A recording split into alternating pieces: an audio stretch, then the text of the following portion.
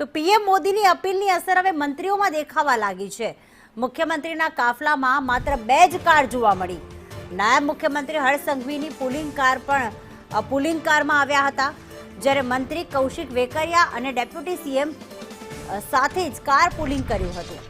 રાજ્યના 4 મંત્રી ઇલેક્ટ્રિક વાહન લઈને આવ્યા અને મંત્રી પીસી બરંડા ખાનગી ગાડીમાં આવ્યા હતા, તો મંત્રી પ્રવીણ માળી ઇલેક્ટ્રિક 2 વ્હીલર લઈને આવ્યા હતા।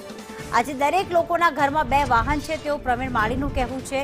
બીજું વાહન ઇલેક્ટ્રિક હોવું જ જોઈએ તેવું પણ કહેવામાં આવ્યું। એટલે કે પીએમ મોદીએ જે અપીલ કરી છે ઈંધણ બચાવવાની, તેની અસર મંત્રીઓના કાફલા ઉપર, જે રીતે તેઓ પરિવહન કરી રહ્યા છે તેના ઉપર જોવા મળી રહી છે।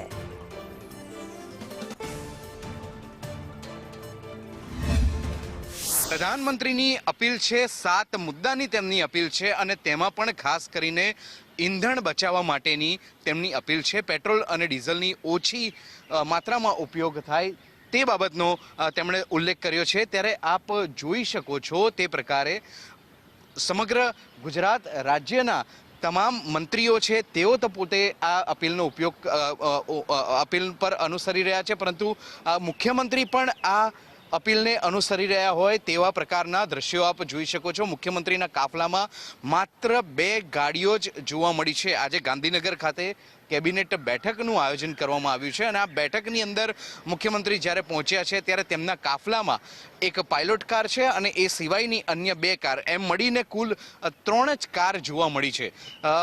પ્રધાનમંત્રીનો જે મંત્ર છે તે મંત્રને ચરિતાર્થ કરવા માટેની શરૂઆત ગુજરાતમાં થઈ ગઈ છે અને તેમાં મુખ્યમંત્રી પણ સહભાગી થયા છે, ગુજરાત સરકાર પણ સહભાગી થઈ છે, તમામ મંત્રીઓ પણ આ જે સૂચના છે, આ જે અનુરોધ છે તેને અનુસરી રહ્યા છે।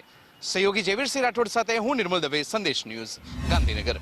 મંત્રી પ્રવીણભાઈ માળી છે, તેમની સાથે વાત કરીશું। પ્રવીણભાઈ, આજે આ તમે ઇલેક્ટ્રિક વ્હીકલ લઈને આવ્યા છો, બેસિકલી આમ તો તમે ગાડીમાં આવો છો, આજે ઇલેક્ટ્રિક વ્હીકલ? હું સાયકલમાં પણ આવું છું, ઈવીમાં પણ આવું છું, મારી પોતાની પણ ઈવી ગાડી છે, હું વાપરું છું। પણ હાલ જે દેશના વડાપ્રધાનશ્રીએ અપીલ કરી છે, તો જ્યારે સેકન્ડ અવેલેબલ ઓપ્શન આપણી જોડે બેસ્ટ છે તો એનો ઉપયોગ કરવો જોઈએ અને હું કરી રહ્યો છું। પેટ્રોલ ડીઝલના ભાવ પણ આજથી વધ્યા છે? હા, જે ભારત સરકારે જે નિર્ણય લીધો છે અને જે પરિસ્થિતિનું નિર્માણ થયું એમાં સહયોગ કરવો જોઈએ હું વિનંતી પણ કરું છું। શું આપનો મેસેજ શું આપવા માંગો છો આ ઇલેક્ટ્રિક વ્હીકલ થકી? દરેકના ઘરમાં આજે બીજું એક વ્હીકલ છે, એ ઈવી હોય જ છે, ન હોય અને નવું જો વસાવવાનું પ્લાનિંગ કરતા હોય તો એને વસાવવું જોઈએ, મારી વિનંતી છે। આભાર પ્રવીણભાઈ વાત કરવા બદલ। તો ઇલેક્ટ્રિક વ્હીકલ લઈને પ્રવીણભાઈ માળી આવ્યા છે। અગાઉ તેઓ વિધાનસભા વખતે સાયકલ લઈને પણ આવ્યા હતા, તેવા પણ આ દ્રશ્ય જોવા મળ્યા હતા। સહયોગી જયવીરસિંહ રાઠોડ સાથે હું નિર્મલ દવે, સંદેશ ન્યૂઝ, ગાંધીનગર।